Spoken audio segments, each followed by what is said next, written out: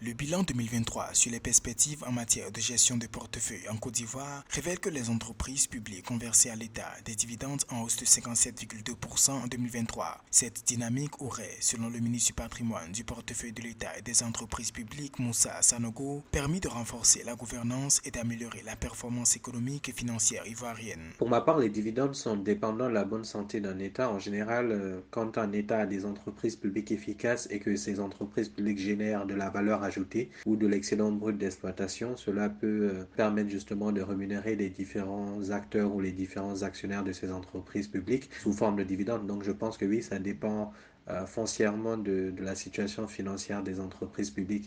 En détail, le résultat net cumulé des sociétés d'État et à participation financière publique majoritaire est chiffré à 129 milliards de francs CFA en 2023, soit une hausse de 42% comparée à 2022, avec 92 milliards de francs CFA. Ainsi, les chiffres d'affaires de ces entreprises publiques sont de l'ordre de 1815 milliards de francs CFA en 2023, leur permettant de verser 52,15 milliards à l'État sous forme de dividendes. On sait que pour augmenter tes fonds, on peut jouer soit sur l'investissement en capital humain en augmentant l'effectif, soit en jouant sur l'investissement en matière de capitaux, donc augmenter tes capitaux, augmenter les investissements, augmenter les actifs pour pouvoir générer plus de revenus encore. Donc je pense que l'État ivoirien a dû jouer sur ces deux possibilités pour vraiment gagner plus d'investissements.